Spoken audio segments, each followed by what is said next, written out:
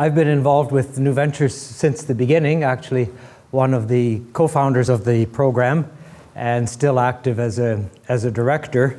I'm not a judge. Judging is very interesting though. It'd be fun to be a judge, but you can't be both because that would be a bit of a conflict. Anyway, just by way of quick background, and if you want more, I've got my website up there, mikevolker.com, which has a lot of links to a lot of the things I'll be speaking about this evening that you might find interesting, including all kinds of entrepreneurial tips and suggestions, everything from doing a shareholders agreement to a business plan to stock options, cap tables, and all kinds of interesting things that you will need to know about in developing your business. In terms of my own background, like many of you, I was a budding entrepreneur way back in the 70s when I was an engineering student at the University of Waterloo. And I created one of the university's first spin-off companies that actually started as an engineering project I was working on back in the 70s. And this was just around the day the microprocessor had just been invented, and there was no such thing as a desktop computer or a laptop or even smartphones or anything close to it. In fact, there weren't even cell phones back then. But nonetheless, we created a computer terminals company, a company that allowed students to access mainframe computing, much the same as what today is known as cloud computing, except it was with a dumb device rather than with a smart device. So I built that company with some classmates, and then about 8 years later, I was lucky and we merged with a few other companies, and we sold it and took it public on the Toronto Stock Exchange.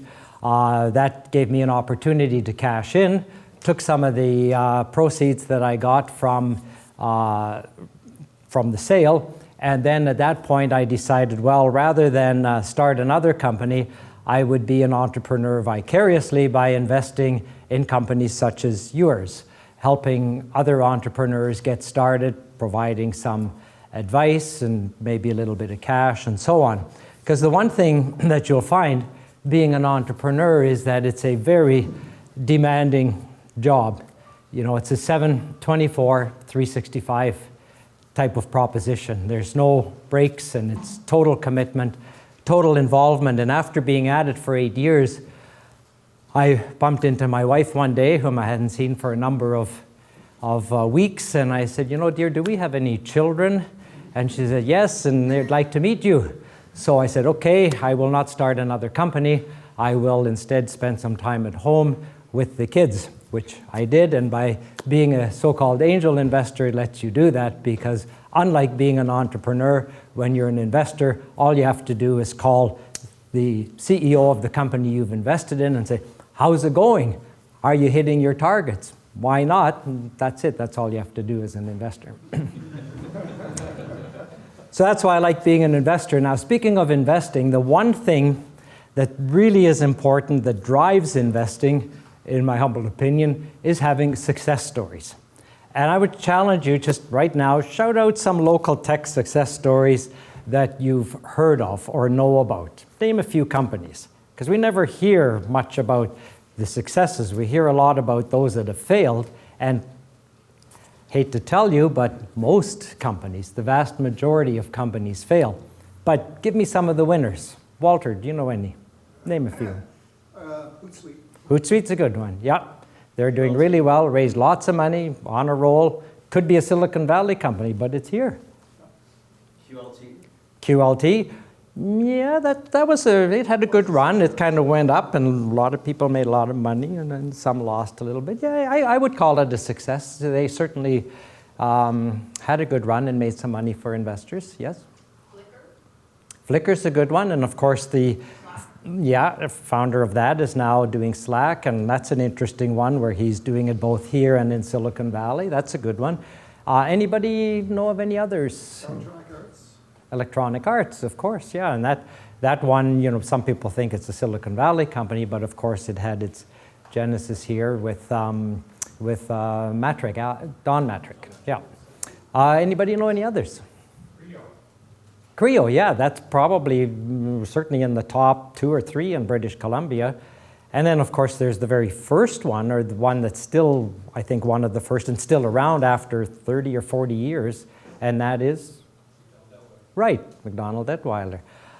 Even though the original founders, of course, are no longer with it, it's really evolved and has become quite a company, very profitable for its shareholders. So those are just a few, and I hope that when I give this talk 30 years from now, that I'll be able to name some of your companies, or that the audience will name some of your companies. So I want to start off by talking about the E-myth, and there's a fellow by the name of Michael Gerber who wrote a book called The E-myth, and he's basically a small business guru or consultant.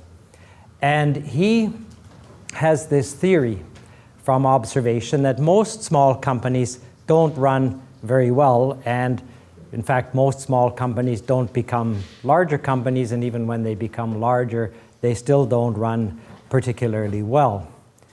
And his observation, and I totally agree with this, is that most entrepreneurs, at least people that call themselves entrepreneurs and think they're entrepreneurs, and heaven forbid there are any of you in this room, are really not entrepreneurs.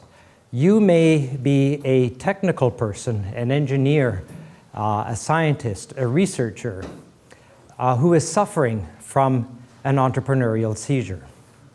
And by that I mean you think that just because you're really good at programming or engineering or design or auto mechanics or cooking or whatever it may be, you think just because you're good at your vocational skill that you can also run a business where you will make money by delivering that product, skill, or service to the public. The reality is that many people in that category, many of these so-called technicians, do not have any experience in commerce and business.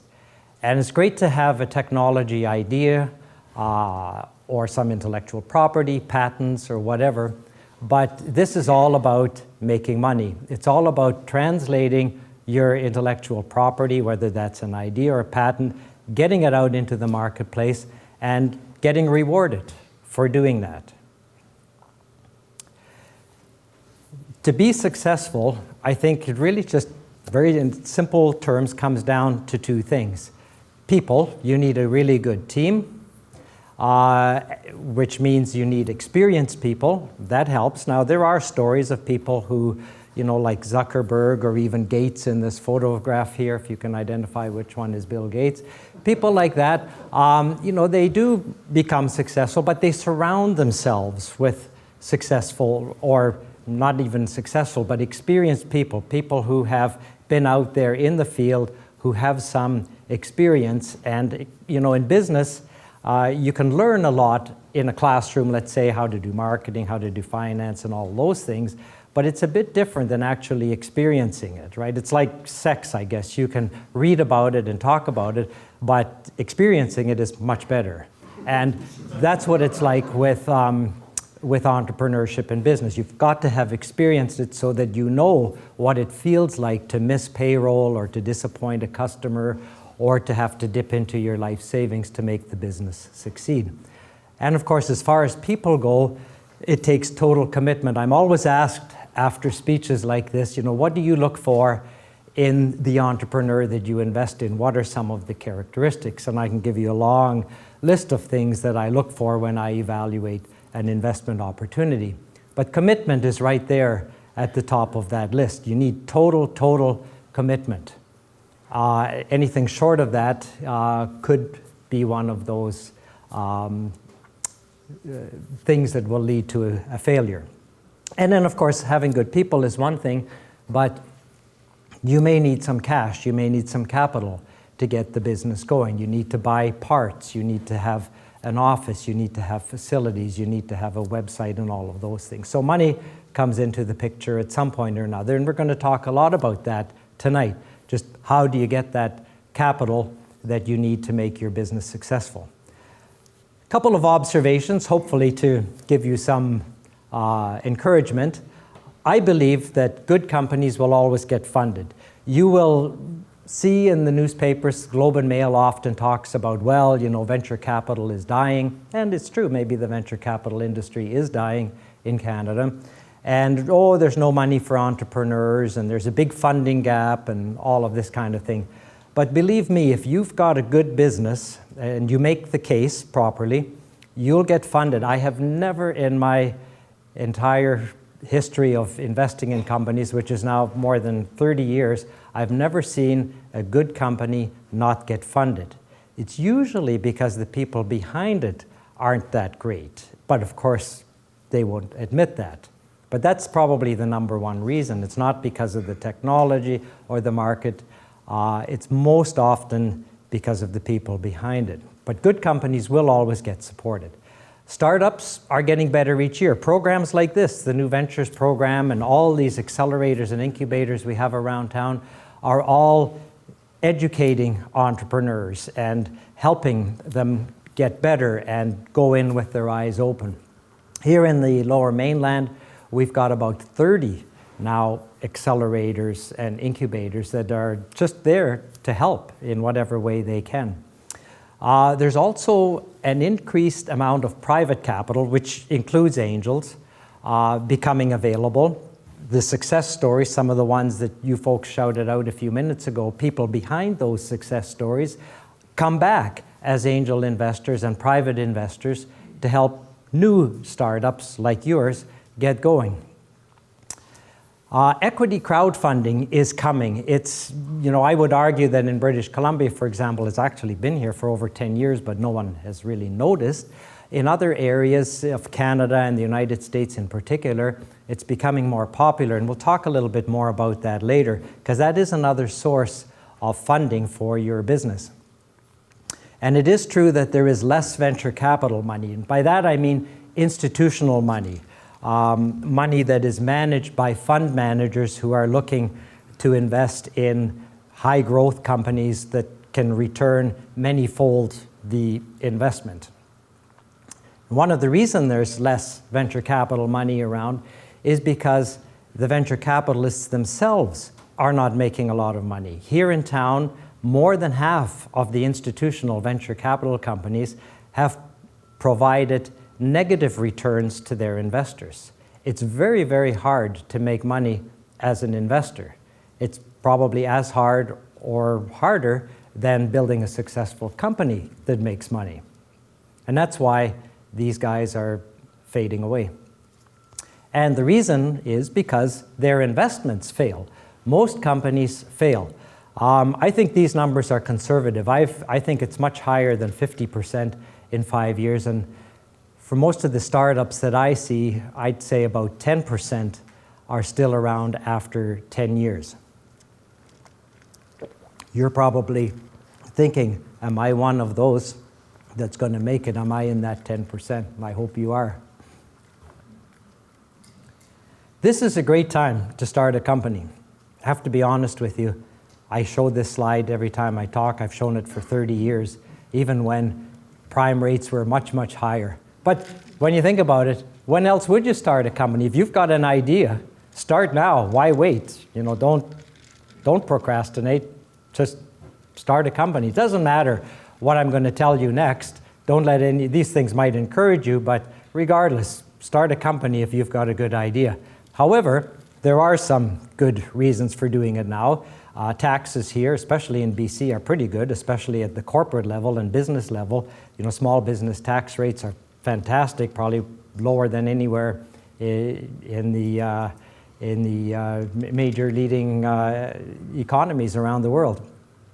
Very, very inexpensive, low research and development costs. You get these great tax credits from the federal government that make it very inexpensive to do research and development for your company.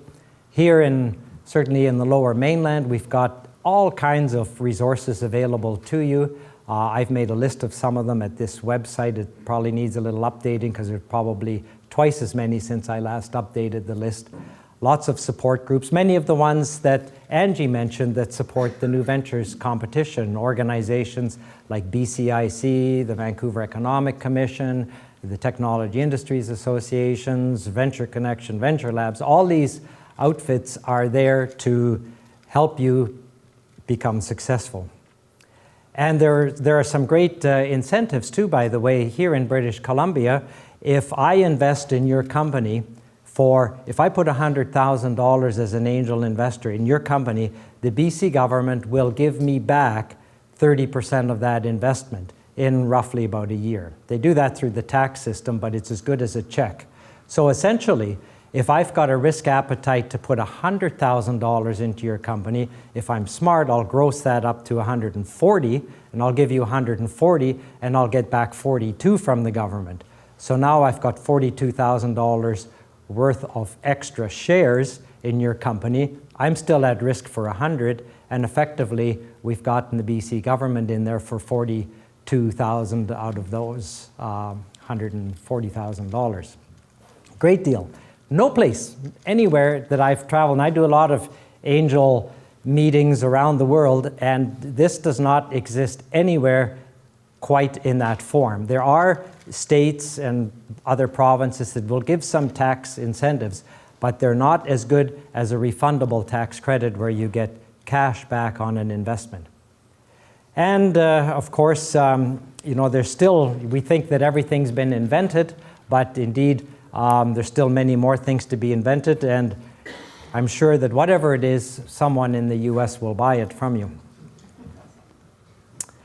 So just to give you an example of an innovation incentive, and this is one of my favorite examples. A little over 10 years ago, there was a crazy physicist, Michel Laberge, who you see here in the photo on the right, and he had this dream for creating a business around fusion energy in order to wean the world off of fossil fuels.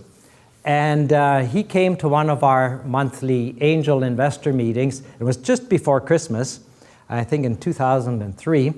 And he was so passionate and so excited about his company that he actually got, within 2 weeks of making his pitch, $400,000 from angel investors. Now, that company is still growing strong. It's located out in Burnaby, next to the Costco out there. If you go to visit it, it looks like a scene out of a James Bond movie. And he has raised more than $50 million since that humble start. But the way this got started, and I just want to point this out to you as a really good example of how you can put together a pool of capital very easily. So he got the investors to put in $400,000. We all know that this is a very risky business. The odds of failure in this are very, very high. So why would investors risk even $1 in this venture? Well, what he did was, first of all, by doing largely research and development, he gets back 68 cents on the dollar from the federal and provincial governments. And that's roughly what it works out to. So if he hires a scientist and pays that scientist $100,000 in salary, he gets back 68,000 of that from the two governments. So that's a big contribution. Secondly, NRC IRAP contributed some funding, and there's a number of folks here from NRC IRAP this evening, and you should know those people because they are absolutely invaluable in helping you get started. So he tapped into the IRAP program. He also got other funding in place from other providers of capital, what we call non-dilutive capital, because basically they give you the funding without taking shares or equity in your company. And of course, there was the 30% tax credits that I just mentioned that the investors got. So by putting in the $400,000, those investors immediately got back $120,000 of that in the form of tax credits.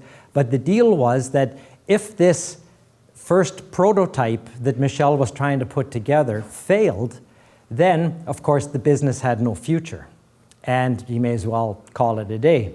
However, those tax credits of 68% would still come in on the $400,000, and that could be distributed back to those investors. So effectively, there's an interesting situation where if the company fails, the investors get their money back. However, if it succeeds and goes forward, then they're in for the long haul. But then, if it's successful, they're going to make 100 times their money back, and that's the risk-reward ratio in a scenario like that. But I mention this so that you're aware of some of these wonderful golden sources of capital that come really from our various provincial and federal governments. And by the way, interrupt me at any time as I'm going along if you want something explained a little bit more, if I'm going over something quickly, just put up your hand and feel free to interrupt me at any time. Yes? Hold on, sorry. I forgot to tell you to use the microphone for questions. Thank you. You mentioned that Vancouver is kind of unique in North America, or maybe the world, in terms of the incentives that are available. How does that reflect on the number of startups that are here and the market for startups? And does that mean that angel dollars are highly sourced right now? Is it harder to get angel money because there are so many startups? Well, yeah, it's very competitive, of course. That's true, yeah. So it's a little more difficult, I would agree with you, yeah. On the other hand, there's a lot more every day. There are new angels being created, so it kind of matches. Yeah, yeah. It's pretty well in balance, and one of the things I'll be talking about a little bit later is that you are not just limited to angel investors in Vancouver. You can actually tap into angel investors through a new initiative all the way down to Portland and Northern California. Mike, someone online just asked how BC compares to Ontario for incentives. Well, of course, being here and having lived in Ontario, I would say at the moment there are probably more incentives here than in Ontario, especially the 30% investment credit. Now, IRAP is in Ontario, NSERC, STDC, all of these organizations are also in Ontario, but the one thing we have here in BC is the 30% refundable tax credits for investors who put money into your company. Plus, on the SRED side, the reason it's 68%, a lot of people think it's just 30%, or I think it's 35%, because that's the nominal amount that the federal government gives you, but then the BC government adds 10% to that, and then they allow you to take another 55% on top of that as what they call an overhead proxy or overhead allowance. So you add up your costs, you gross them up by 55%, and then you take 45% of that, and it works out to 68 cents on the dollar. And that's really, really very good. Access to capital. So we're talking about getting money, and you're in this competition hopefully to win and get free money. But one of the really good things about going through this new ventures program is that it will give you frontline access to angel investors. So if you've got a good idea and you go through the paces, and whether you win the competition or not, you will get really good one-on-one FaceTime with angel investors. And I can point to many, many companies that went through this competition that got not a first prize or a second or third prize, but really got good support from angel investors to build their companies. So let's talk a little bit about access to capital. When you're first getting started, it makes sense to tap into people you know, because they trust you and they probably are willing to take a chance on you. They may even make a donation to you. But family, friends, and relatives, generally speaking, will only go so far. That you can only hit them up for a few thousand or maybe a few 100,000. I mentioned earlier that there's really very little institutional money, very little venture capital, and that usually comes in at later stages. So what I would suggest to you is don't waste any time now at the early stages talking to institutional venture capitalists. Doesn't hurt, it's always great to get their feedback, but the odds of them giving you any capital when you're a startup are very, very remote. And because your time is limited, it's better for you to spend that time courting individual private angel investors who can also work with you and mentor you. Another way to raise money is from the public. Here in Vancouver, the resource sector, junior mining companies and exploration companies, oil and gas, they all did very well by tapping into the general public, where Joe investor on the street might put $1,000 into some moose pasture mining company, hoping that they're going to hit gold and give him back 100 times his money. And that's very effective. That's a very good way to raise money.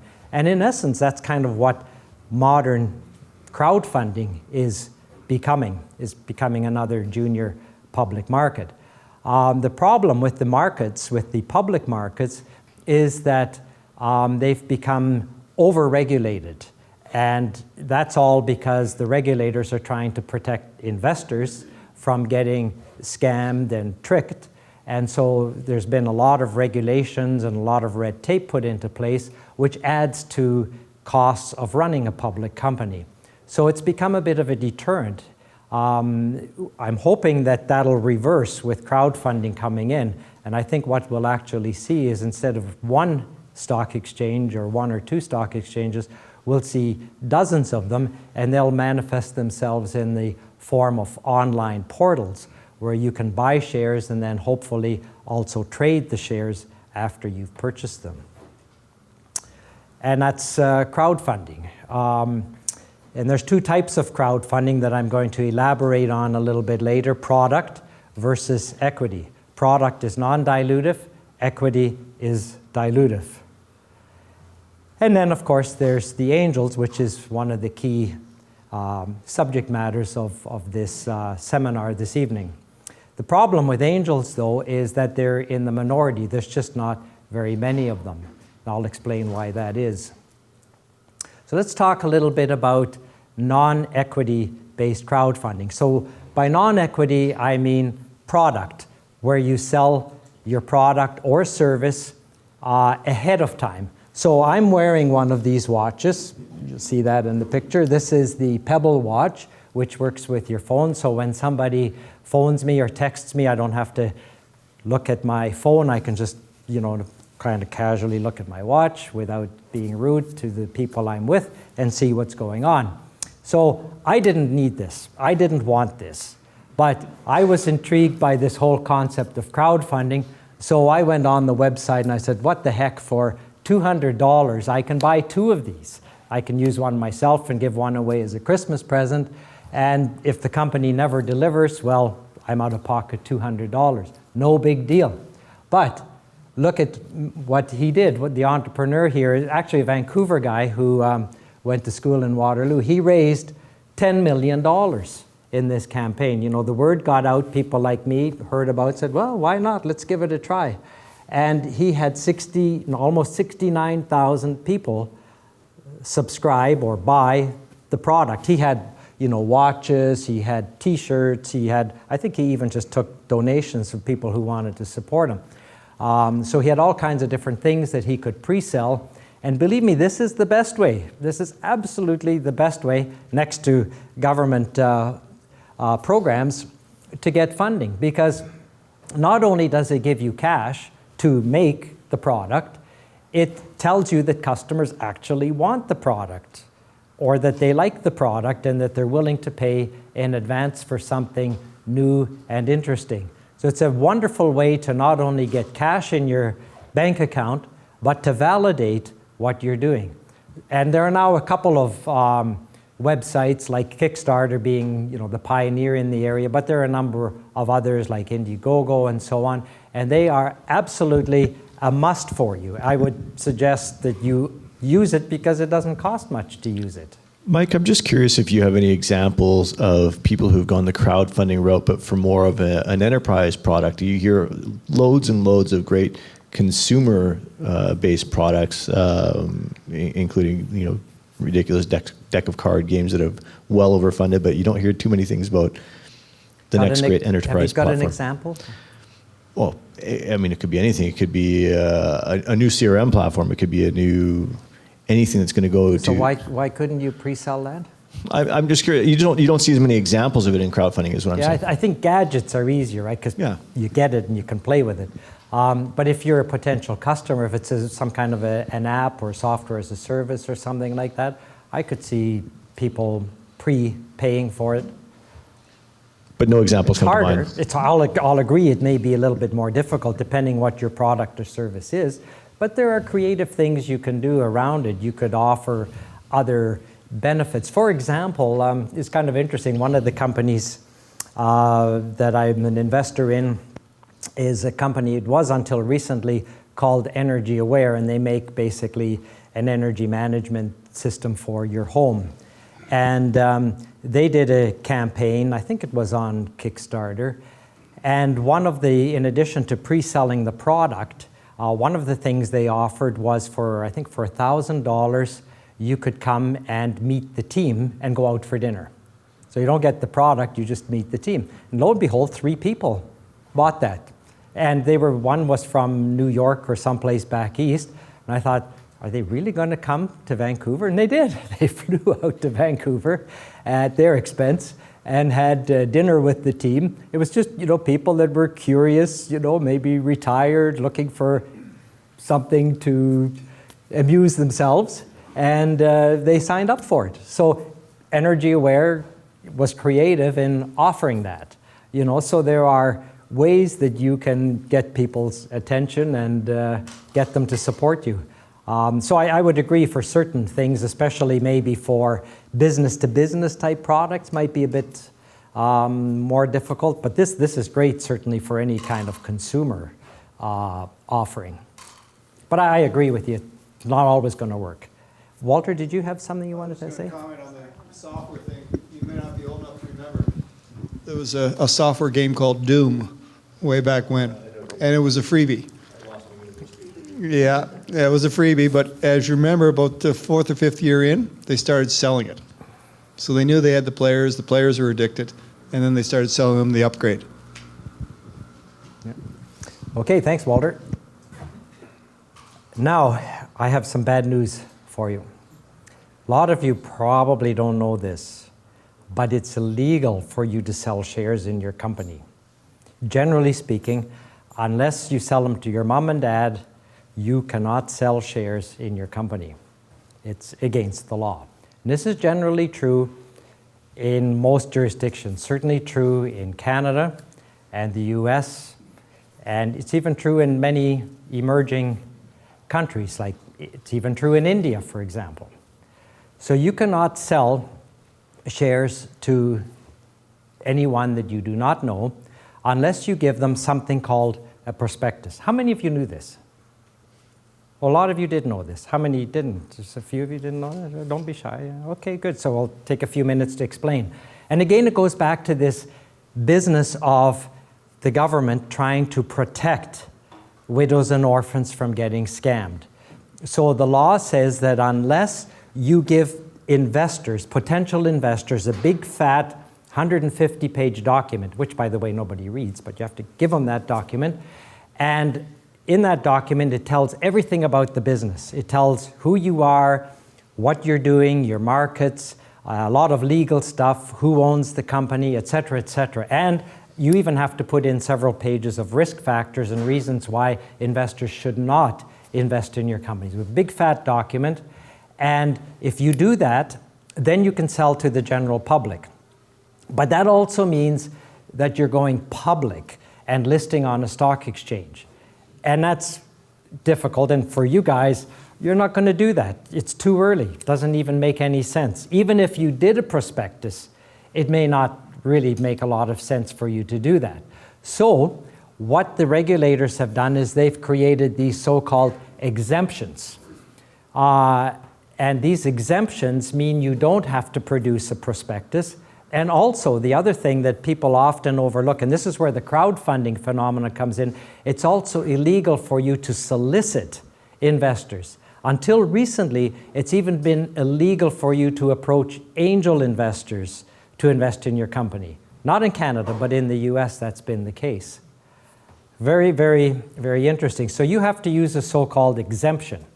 Now, the good news is that there are many, many exemptions, but the most popular ones are, let me just go back, the most popular ones, of course, are selling to people you know. So nothing wrong with selling to family members because you know each other and there's trust there, or friends.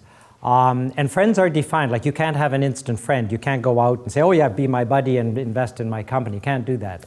You have to show that you've known the person for 2 years at least. So If you have anyone, it's like common law marriages, right? You have to have lived together for a certain period of time to be connected in that fashion. Same thing with the regulations here. And there are a number of subtle exemptions. One of them, for example, that's been here in BC, which is crowdfunding, but hasn't been available in the rest of the country, is what we call an offering memorandum. So today, right now, and even 10 years ago, you can produce an offering memorandum and show it to people, and then they would be allowed to invest in your company. And an offering memorandum is very similar to a prospectus, but it's not quite as onerous, but it's very, very similar. So you could do that, and for some crazy reason, that has not been used very often. But the other exemption, and the one we're really here to talk about, is the accredited investor exemption, and that means another word for that could be colloquially angel investor. And so let's talk about what that means. So first of all, an angel investor, and by angel we really mean a business angel. Here's a typical one. Actually, most of the ones I know don't look like that. They're usually a lot uglier and they're male. But it'd be nice to meet one like that. So they're usually a successful entrepreneur. That's usually somebody who's built their own business and has generated some reward from doing that. And they want to give back some of their time and money to helping others in their journey. They often become mentors and coaches to the companies that they invest in. And most important of all, and this is a legal requirement, they have to be accredited. And accredited means they are a millionaire, not counting their house, because in Vancouver everyone would be a millionaire. You can't count that. So discounting your house, you have to have $1 million in cash that you can squander away on startups, if you will. Or if you don't have $1 million sitting around, you have to be a high income wage earner, and the magic number is $200,000 a year. Very coincidentally, and this is kind of amusing, but in 2012, Statistics Canada reported that tax filings for the year 2012 at $201,000 was the cutoff for the top 1% of the population. So if you made $201,000 or more in 2012, you were in the top 1% of Canadian tax filers, and you qualified as an angel investor.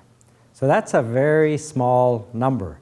And of course, how many of those people want to invest in startups, especially high-risk technology startups? So that's a legal definition. Now, when you come to our angel meetings, there may be some imposters in the room.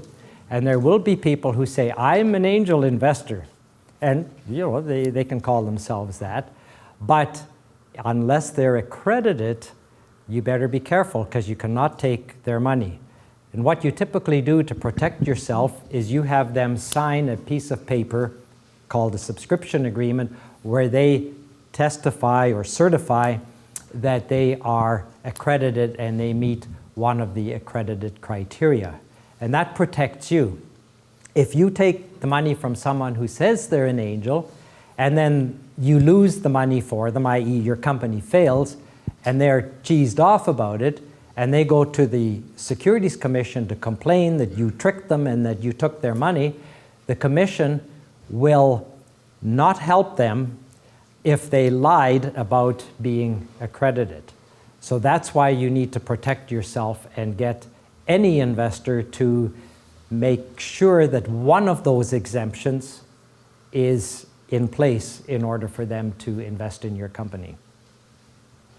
So the onus is on each entrepreneur, each opportunity Yep. that is meeting with an angel. The onus is on the entrepreneur to do the due diligence with each deal. No, the onus is on the company. The entrepreneur does the due diligence. The investor does the due diligence on you, the entrepreneur, but you, the entrepreneur, You don't have to do any due diligence on them, on the investor. Actually, it's a good idea to do that. But technically, you don't have to do any due diligence on the investor other than making sure they qualify as an accredited investor or another exemption. Right. And how do I do that with limited resources for each? You just get them to certify it. You don't have to ask for their tax return or anything like that. Right. But if things don't work out and the SEC or the powers that be come back because there's some glitch somewhere in the money chain, how do I show that I did what I had to do to make sure that I knew that that person, that party could invest? So the regulator will come to you and say, we have a complaint here. You sold shares to someone who's not accredited. You will show the subscription agreement to the regulator that says where the investor signed saying they were accredited. That's it. Now, that is actually a big topic of debate in the United States. It's not here yet, thank goodness, but there's some talk in the US about you, the entrepreneur, going one step further. In Australia, they have to go one step further and kind of make sure that the person's not lying. But thank goodness here in Canada, they're not at that point yet. So an easy way to do that, for example, is simply asking the investor for a tax return. And then if the tax return shows more than $200,000, you're okay, right? That would be fine. Or, some statement of net worth from their brokerage account or something like that. But fortunately, we don't have to worry about that yet. But you do have to worry about making sure that you qualify every investor. Now, why is this important? They're probably not going to throw anybody in jail. They might impose a fine or a bit of a penalty. One of the things they might do to you as the company, and they call you an issuer, they call you an issuer of securities. If you as an issuer don't take these precautionary measures, they can put a cease trade order on you. That doesn't mean you can't trade on the stock exchange. That means you are prohibited from selling any shares to anyone ever again, as long as that cease trade order is in place. So they can keep you out of the equity markets by putting that order against you. And as I said, they can also fine you. But here's a very practical issue, and this is the one to really worry about. We had a situation here in Vancouver not very long ago. Actually, I don't mind telling you who it is. It was that same company that I used before as an example, the General Fusion company. So I told you that they had all of these investors come in and raised $400,000 initially. It turns out that one of those investors didn't exactly qualify under one of the exemptions. And so when a venture capital investor came along and did due diligence on the company with a view to putting in $10 million or $15 million, it turned out that one of the shareholders in the company was maybe not a qualified or bona fide shareholder. And that caused problems because now the investor's thinking, who really owns this company? And is there going to be a problem down the road when we go to sell? When you sell a company, you have to pay out all of your investors. But if you're not clear on who really owns the company, legally owns the company, that could be a big problem. So this caused a major delay for the company to raise its money. And not only did it cause a big delay, it ended up in thousands and thousands of dollars of legal fees to fix it and get around it. That's why it's really important for you. So if you ever plan on selling your company, you've got to know who the owners of the company are. Clear owners without any questions. And that's one of the reasons why crowdfunding is going to be, I think, a bigger problem than a lot of people think it's going to be. Because if you sell your shares to thousands of investors, you're going to have a so-called cap table or share register, which is pretty extensive. And if there's any question about who those investors or shareholders are, that's going to make it very difficult to sell your company. That's one of the big problems in crowdfunding on the equity side that people haven't really talked about yet. And that's, of course, because they haven't experienced it. So let's talk a little bit about what angels want. So here are some more typical angels. The previous one was not a typical angel. They like to have fun. When you look at how much money they're losing, they have to have some excuse for investing, so they have to have fun. Secondly, they're always looking for something very interesting. And actually a better word, my favorite word, is compelling. They're looking for a compelling opportunity. They're looking for someone who's coachable, someone who's going to listen to them, not someone who's headstrong and opinionated and maybe has a little bit too much hubris, but someone who's humble, gentle, strong, but yet willing to listen and take some advice. Whether they heed it or not's a different thing, but at least they're willing to consider options. Another one is angels like to use their resources. When I sold my company, I had this extensive, what we then called a Rolodex, which is like a contact list. And I thought, I got to use all of these contacts somehow. I had set up distribution around the world and manufacturing in Asia. And I thought, I can't just let all of these connections go to waste. But if I invest in companies that I'm familiar with, then maybe I can use some of those connections and resources.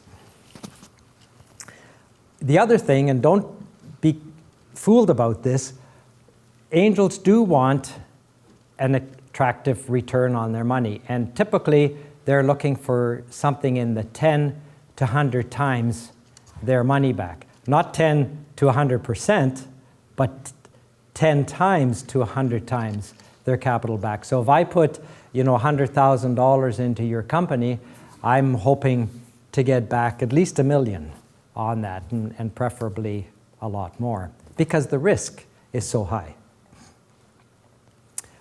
Angels are also looking for, in the individual, question? Who was it?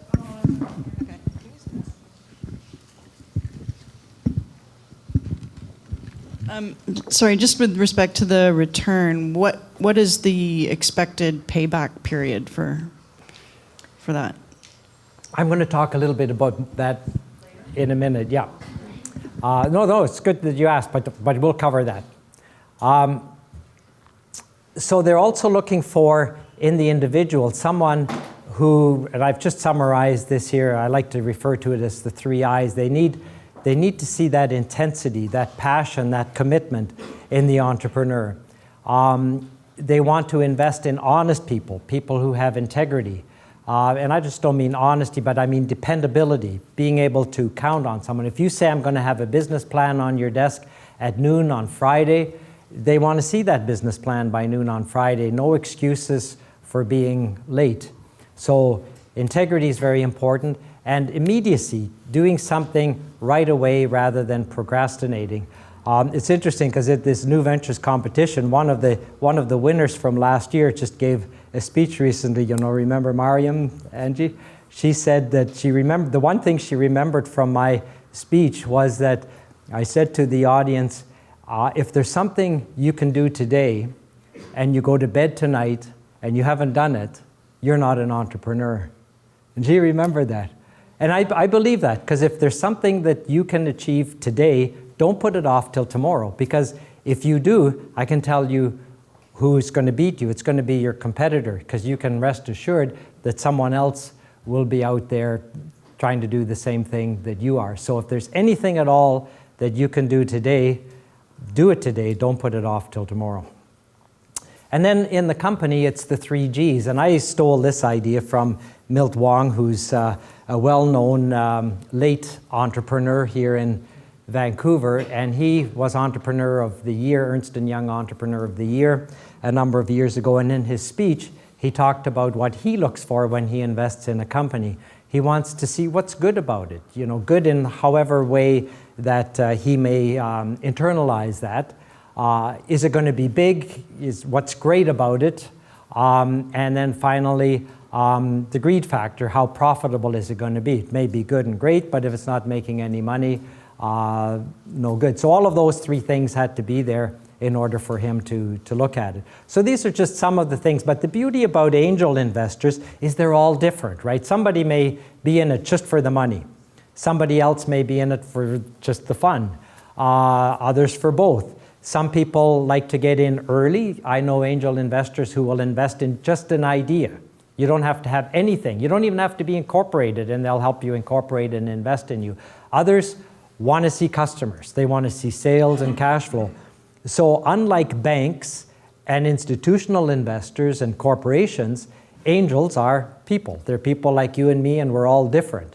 So the beauty of this is if you go to one individual and they say no, they don't want to invest, you might score with another one because everybody's so different.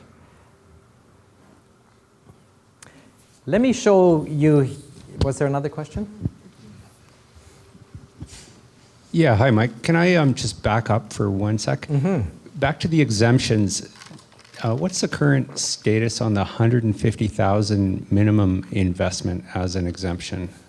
Yeah, so one of the exemptions to having the prospectus, and this is kind of a really perverse exemption, it's called the minimum $150,000 exemption. So what the government is saying is if you want to borrow $150,000 or commit $150,000, even though you're not a rich person, that's okay. You can squander $150,000. Doesn't make a lot of sense to me. And I guess the thinking is, well, if you can afford to lose $150,000, why not? But in my sense of reasoning and logic, it makes absolutely no sense. But it's still available? It's still available. So you can go to somebody on the street, a homeless person, and if they can borrow $150,000, you can take their money. Right? It's crazy. I think the minimum amount, they changed it to restrict it to only allow institutional to do that right now. Not as far as I know. I So, haven't seen it's an any. announcement that they are It's just in the last looking week, into. in the last week or two? I think 2 weeks ago. I know there's some discussion about changing it or eliminating it. Yeah, this is from the OSC. Okay. Yeah. But that's Ontario. Yeah. But I think it's still here in BC. And BC is different from Ontario. There used to be, now what did make a little bit of sense, some years ago they had the $25,000 exemption. And they said, well, if you could afford to put in at least 25, then the theory is that if you're going to invest that much, and I guess it's the same if you're going to do 150, you're going to do a lot of homework. You're going to do a lot of due diligence on the company. And before you invest that much money, you're going to make sure that you've checked it out thoroughly. I think that's the logic that's really behind it. But for some reason, it went from 25 to 150. So the 25 is gone. And as far as I know, the 150 is still in place. But, you know, there's a homework assignment for you to check out on their website and see if it's changed any. These exemptions and regulations, by the way, change quite frequently, you know, and sometimes we don't even know about them until we go to use them and find out that they're not available. Yes. I was just going to say the 150,000 exemption is not available to individuals. It's only available to companies, and that kicks in May of this year. So it's still available today? Today, but in Yeah. May it will change And in BC? as well. Yes. Okay, okay, good, yeah. It's actually one that I hardly ever see used anyway. It's one of those strange ones, but there has been some use on it. And I can act, not to get too sidetracked, but I can think of some situations where it actually works very well. Mike, just a comment, if you have time, or maybe you'll talk about it later, but the biggest problems I've had doing due diligence often relate to that friends and family round where there were no proper documents, et cetera, so you may want to make some comment on what to avoid at that stage, because that can be a real dog's breakfast. Yeah. Well, let me answer that with a very general comment. You know, two big areas of concern that I personally have with a lot of the companies that I'm involved in, and presently I've got investments in directly and indirectly in about 100 startups. And my biggest worries or concerns with a lot of these companies are around legal issues and accounting issues. Legal, you know, we're all lawyer averse because they're expensive. And that's a reality. I mean, when you're building a business, you may have to incur some legal costs. But the good news is that there are many legal firms, many law firms, including sponsors of New Ventures BC, like Fask and Martineau and others, that will provide help and support to startups at well below their sort of official corporate rates. And of course they do that because they hope you'll grow and become bigger and then pay normal fees once you can afford to do that. So my suggestion and advice to you is don't take too many shortcuts when you do things like taking money from family members, angels, or whatever. Make sure that you are on side from a legal point of view, because if you're not, it's going to cost you a lot more later on. So thanks for that suggestion. On the accounting side, some firms, Deloitte's for example, that I've had the pleasure of doing some business with lately. In fact, 3 companies that I've invested in have gone for one of their new package of services where they will, for example, provide you with proper accounting setup, get you going on the right footing, even help you make sure that you are accounting properly for those tax claims, the SRED claims. And they'll do that for like a few $100s a month. It's not thousands of dollars. I think Gowlings is another law firm, and they've got a startup package for a few $1,000s. So again, it's all part of our ecosystem and the environment in which we operate. And it's great. It's wonderful that these normally high-priced professional services firms are out there to help entrepreneurs like you get going. Did you have a question? One more question, and then we should move on. On the legal side, I was wondering if you could speak to companies that are either have or are pursuing B Corp status, and if that's something that angels are concerned about or care about, because there are special... Are you talking about the U.S.? No, here in Canada, there are required amendments to the bylaws that that affect shareholder interests, and I was wondering if you know how investors react to that sort of thing. I haven't seen any of that. Not yet. Maybe we can talk separately about that. But no, that's an interesting question. I'm drawing a blank on that one. Okay, let's move on. So real quickly, this is a summary of angel investing. Angel Investing 101.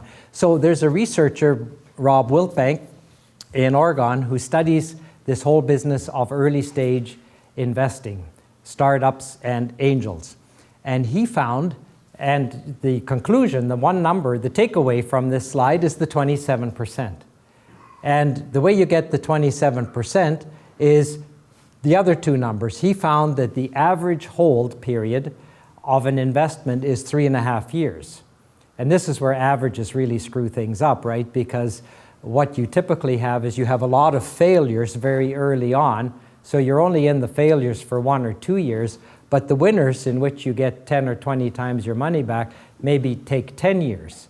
So that skews the average, and in fact, it's far off from the median. But the average, nonetheless, is 3.5 years, and the return is 2.6 times your money back, again on average, in 3.5 years, which gives you the 27%. But here's what's really more important to take some note of. This blue bar is the failures. And you'll see that there's over 50% of the companies that were surveyed produced somewhere between 0 and even money on the investment. So these would be really the failures and the losses. And that's more than 50%. 30% of the companies, 34% roughly, produced a nominal return of 1 to 5 times. And then skipping over to here, this little blue bar shows that about 3%, 4% maybe, of the investments produced a return of more than 30 times. So that's very frightening.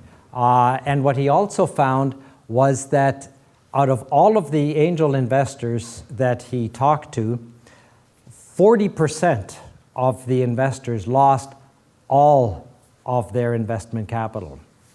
So that's what keeps me awake at night, because when I run my angel meetings across the street, I think, boy, you know, if people are going to walk away with empty wallets, where is the support going to come from for future entrepreneurs?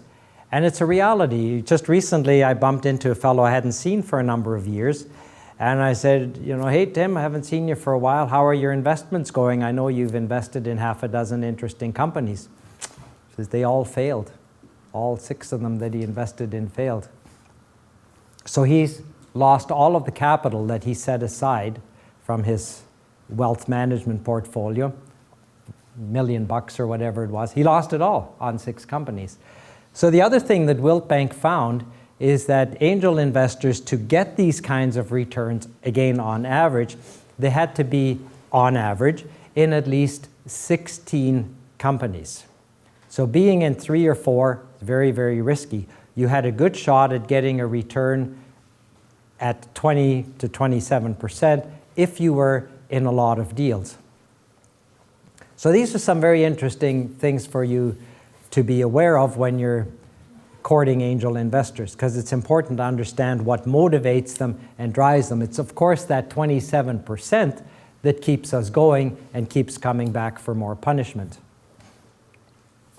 Some recent trends in angel investing. Valuations are around $2 million on average. And that's usually a pre-money valuation going in. That's what your business is worth, so to speak. It's actually worth nothing, because without the investment capital, it's not going to go anywhere. But notionally, it's $2 million. There are more and more investors coming in at smaller amounts. When I first started running the Angel Network about 17 years ago, the average amount that an investor would put in was around $100,000. It's probably closer to $50,000 now. But instead of 4 or 5 angels getting into a company, it's usually a dozen or more. So the amount that's going in is the same or more, but there's more angels. And one of the reasons for that, of course, is going back to the previous slide, the fact that you have to be in a lot of deals. So investors don't want to take their $1 million and put it into 5 or 6 companies. They want to put it in 20 companies so that they have a shot at that 27% return overall. The big pain everywhere globally with angels nowadays is getting out. Oh, I'm going to see my battery is getting low. Excuse me. Well, maybe we'll take a break in a minute and make sure we don't run out of juice. So the big problem with angel investing is getting out of a company. It's easy for me to write you a check and getting into your company, but how long do I have to wait for a payback? When is that going to happen, and how much is it going to be? And if I've invested my $1 million, let's say, in 10 companies, and I have to wait 10 years, what am I going to do in that 10-year period? I can't do any more investments. So getting out of investments is very, very important. And another thing to think about, it's great to talk to your angels and say, well, they can get 10 times their money in 10 years, but you really do have to translate that into a percentage point. So 5 times in 5 years works out to roughly 36%, whereas 10 times your money in 10 years, it sounds better, but it's really only 27%. And that's sort of the magic number. That's where the 10 times comes from, and it ties into that 27%, because 10 times in 10 is 27%. And so you have to show the investor in your presentation that you have a shot at getting these kinds of multiples in those kinds of time frames. And the other interesting thing with angel investing is there's an increased number of angel funds being formed.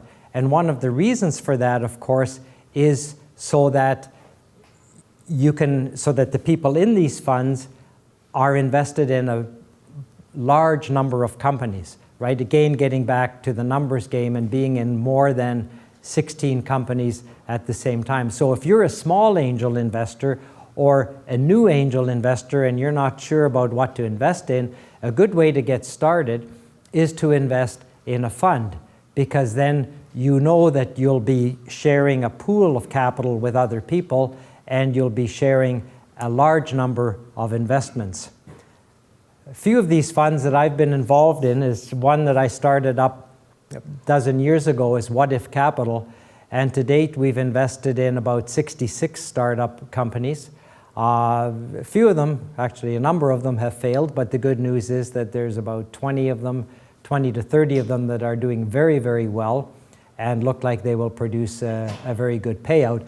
And with these angel funds, we can also offer these 30% tax credits to our investors, and that attracts more angel and others into these kinds of funds. We have an experimental fund here, which we actually took public. So you don't have to be an angel investor even to invest in this, because it's traded on the stock exchange, and this particular one has a focus on clean tech, and anybody can invest the same way as you'd invest in a small mining company on the exchange, on the junior exchange. And a very new one that we've recently set up is Powerhouse Network, and we've done this in collaboration with NRC IRAP, and the idea here is to focus not just on bringing angels in, but bringing in expertise as well as bringing in capital. And this has just been underway for the last couple of years and is starting to look very interesting, and a couple of very promising companies have come through that. So if you're doing something in the clean tech sector, this might be one worthy of looking at. And then finally, before we take a little break here, is where do you find angel investors?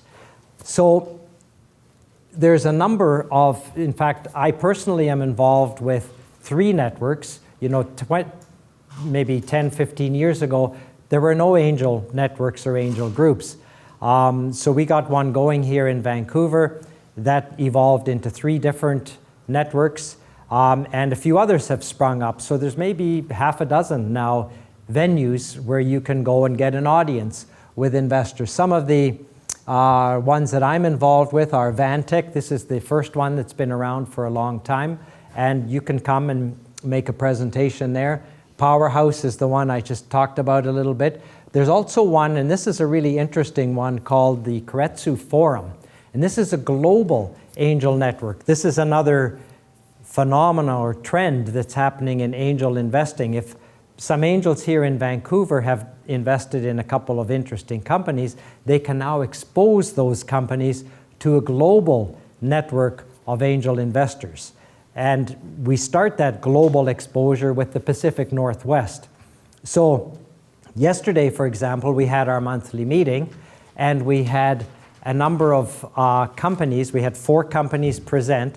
The interesting thing is not one of them was from Vancouver. So one of them was from Halifax, and interestingly, one was from Silicon Valley, and 2 were from elsewhere in the United States. And they came here to pitch angel investors. And then when they're done here, they go to Seattle, which is where they were today, and then tomorrow they go to Kirkland, and then on Friday they go to Portland. And they present to an audience of well-qualified, highly accredited angel investors, and that is working very, very well, because now companies can raise not just a few $100,000 to get them going, but it's not unusual for companies, after they've raised their initial seed capital, to raise somewhere between $5 and $20 million from that network. So that organization and that kind of organization are filling in some of that gap or void that is being left by the venture capital investors who are disappearing in numbers. And then finally, it's us here, the New Ventures crowd. What you'll find is that a lot of the mentors and people involved with the competition are angel investors.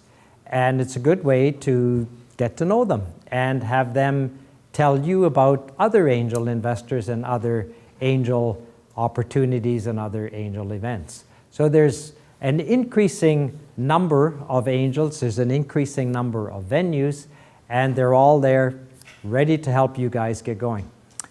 On that note, let's take a short break. What's quitting time? 9. Okay, let's take 5 or 10 5 minutes. minutes. Okay, and then we'll talk about what you have to tell angels. So let's talk about making the business case. So on my website, you can download this book for free. Actually, an interesting website. They give you everything for free. And the way they make money is by having advertisements in the book that you download, which I thought that's kind of clever. It lets you as entrepreneurs get free stuff, and they can still make money doing it. So I wrote this little, and these are mini books. They're not, I wouldn't really call them full-blown books. They're the kind of thing you can read on a 2-hour plane ride or something.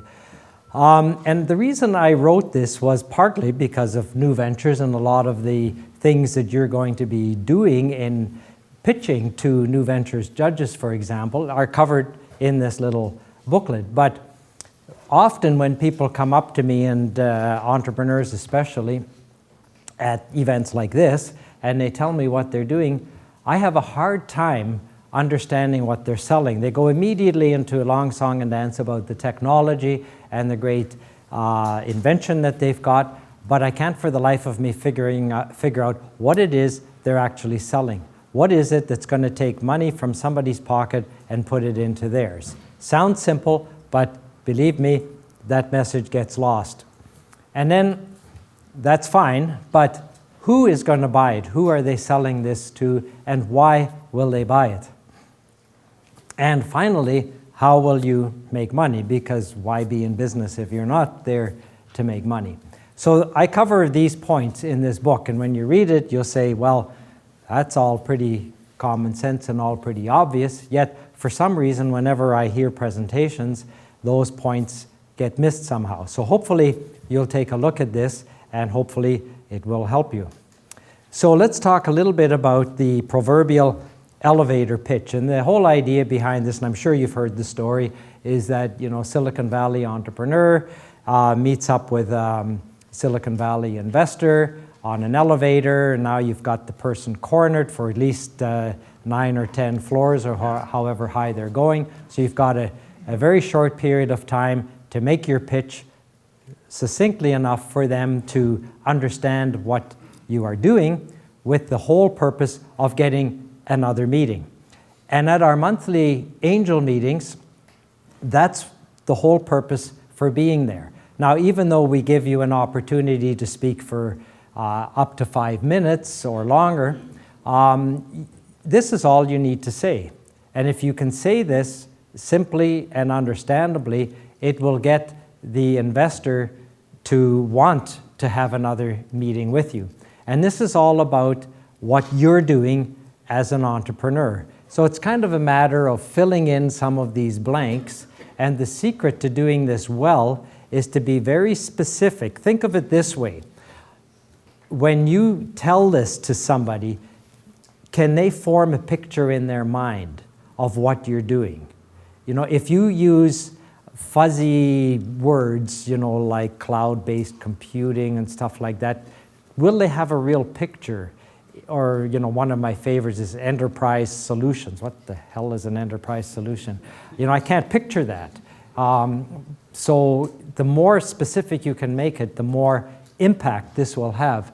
So here's a simple example. You just start off by saying to the person, tell them your company name, what you're doing, and who it's for, and why they need it, what pain are you addressing, and what's different about it, like unlike what's currently available from others, and so on. So here's a simple little example. I'm sure you can think of a better one. We, Ace Corp, are making a personal GPS tracker for parents, so we know who it's for.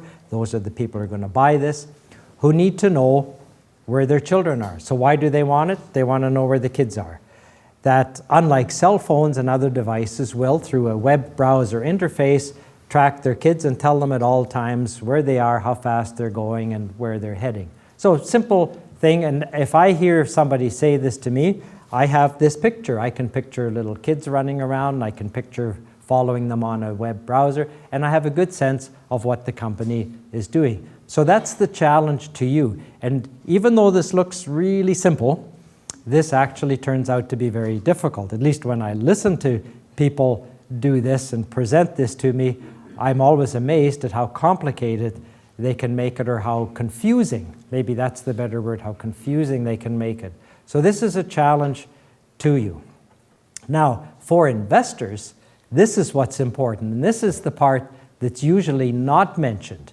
And this is perhaps for the investor as important as the elevator pitch, because the first part tells the investor how you're going to make money. In this, you're telling the investor how the investor is going to make money. So, okay, I get it. You're in the GPS tracker business. That's great. I like that. You know, help kids, help parents. Okay, I'm interested in investing. But how am I going to make money? So now this is where, again, you can fill in the blanks and you say, we, Ace Corp, how much do you need? Well, we need $500,000. What's it for? Well, it's for production and hiring some sales staff. And we are going to give you 30% of the company in return for that $500,000. And the way you're going to make money, Mr. Investor, is we plan to be acquired by, and be specific, you know, we're saying here Polycom Corporation, California company, is going to buy us out for $15 million. Well, you got to have a story behind that. Why the $15 million? And that'll give you 5 times your money in 5 years, which is 38% IRR. And that's kind of in that angel sweet spot. It's not too long a wait. It's a good return. And, you know, it's not outlandish. So that's a good little pitch. And I'll tell you right now that 90% of the pitches I hear, we heard 15, actually yesterday we heard 20 pitches. And I think maybe 1 or 2 articulated this in any way that investors could really clearly understand how much money they stood to make. And this is really important because this is what gets them excited enough to learn more about the opportunity. And where I mentioned earlier, you know, not to be too fuzzy with your words and to be as specific as possible, just for fun, when you come to present at one of our angel meetings, we play what's called Angels BS Bingo. And so the way this works, if you stand up there and you say, okay, we Ace Corp, we make these world-class products that have a competitive advantage, and through our renowned international board of directors, we can offer you a favorable valuation, we have a defensible strategy, and we're going to make a lot of money for you by doing an IPO on the NASDAQ. What the hell have I just said? Nothing, right? So the way this works is whenever one of these words or phrases is mentioned, then the angels in the audience put an X through it, and when somebody can make a bingo, a straight line, they yell bingo, and you have to sit down and shut up. And that's what keeps you focused on what you're really doing. So, Mike, and this is in the slides, so you don't need to take Mike, pictures. you mentioned an IRR number. Is there a dollar number that they'd be looking for in terms of an exit as well? Is there something that appeals more, like, you know, if it's a... Nope. It's because everybody's investing a different amount, right? Some people will put in 50,000, some 100. Are you saying, maybe I misunderstood the question, are you thinking... the exit value, like, you know, Yeah. is 15 million going to get anybody giddy, or is it going to be something that's 100 million or 500 million? Are you saying, is that number important? Yeah, does that number get people excited? It doesn't really get them, well, it has to be a big number, but this is it's a really good question, because this has to be a realistic number, right? This has to be a defensible number. You have to tell the investor, well, why is it 15 million?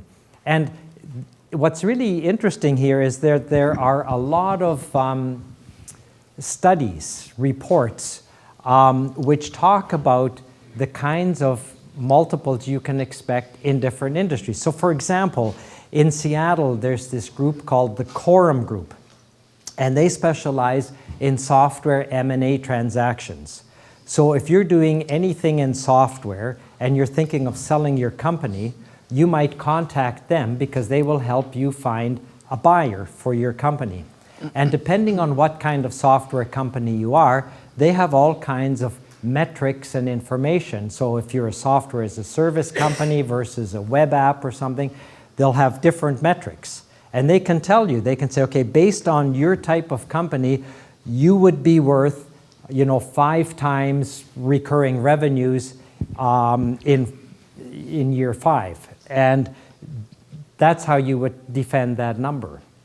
If it's hardware, it might be 5 times earnings, it might be 1 times revenue. It depends on the marketplace and the metrics that people are using. So you have to do a little bit of research. And most entrepreneurs don't do that. They just kind of guess, or they do a little bit of sloppy research, but they don't go very deep on this. And this is important to investors because one of the things that's happening is this number, this 15 million, and I chose this number 15 here deliberately because that's about an average exit.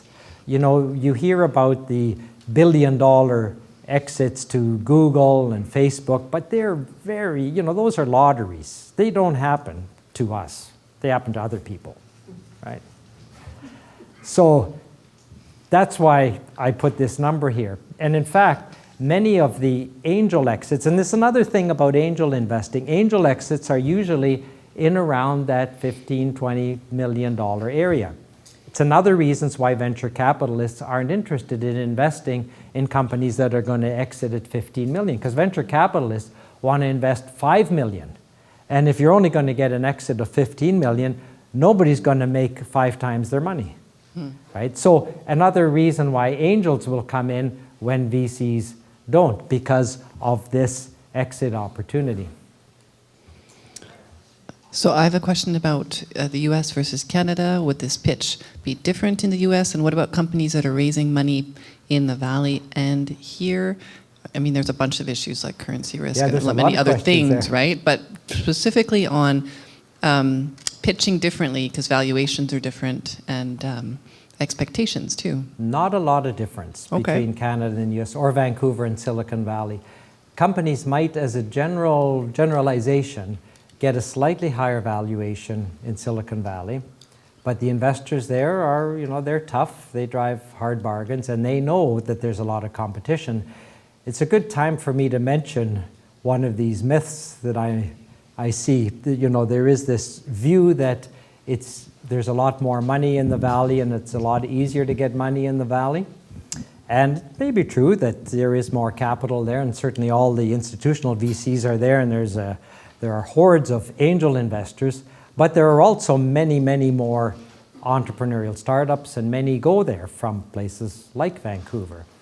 However, I lived in the Valley for a little while, and I didn't find it any easier raising money for companies there than I do here. In fact, it was kind of ironic that one company I was helping, we got investors out of Toronto to invest in the Silicon Valley company. Of course, once the Toronto investor showed interest, then, boom, all these Silicon Valley guys said, well, what does the Toronto guy know? We better get in on this deal.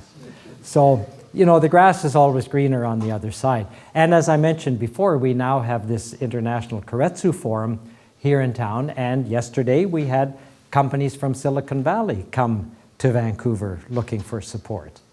So again, I don't want to generalize too much, but I don't think there are exceptional differences. And I think if anyone in the room thinks that they're going to have an easier time in California, that's a myth. I think you may get luckier and get more money and get a better valuation, but it's not going to be easier to do that. Does that help? Angie. Yeah, Mike, you threw out a number that the average valuation of a startup was $2 million earlier, and this one kind of falls into that. Can you comment on how long and how much effort these startups should put into coming up with that number, or are the investors going to just naturally kind of look at that kind of number? Because I've worked with teams that spent ages trying to come up with a net present value, yak, and I'm not sure it really meant anything. Yeah, it's funny, they do that, right? Because you're taught that in business school to come up with a present value based on your future cash flow projection. But that's not how it works. That's good to have as backup or support, but it's market driven, right? And it just so happens that when you're raising money at each stage, again, it's a bit of a generalization, but you're going to give up about a third, maybe a quarter to a third of your company for however much you're raising. Whether you're raising $500,000, $1 million, or $10 million, each time you're raising it, you're going to give up a third of your business, roughly. That's just how it works, and it's market driven.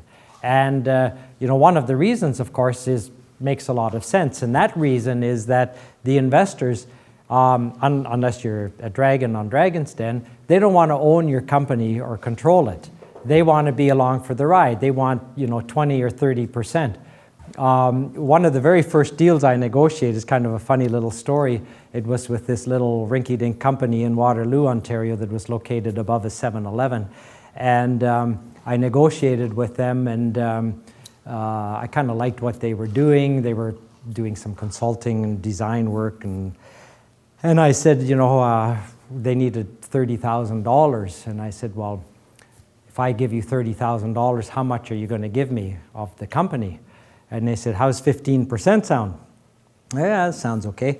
Because I don't want to be running the company. I just want a reasonable amount. I don't want 5% because that's almost insignificant. So we just very quickly on a handshake agreed to 15%. And that company actually turned out to be BlackBerry, Research in Motion. And that's how the valuation came up. It was done in one day without any calculations. It was just a gut feeling, and it was driven by market dynamics. I don't know if that answers your question or not, but yeah. Okay. Good. Alrighty. So, competition.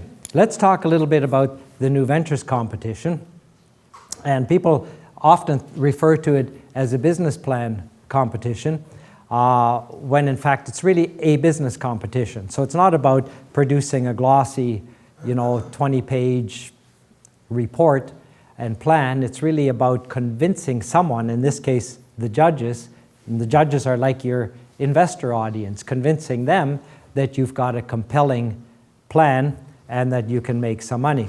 So it's really a bit of both. It's a bit of both the business competition and the plan that goes with it, because you need the plan to explain it.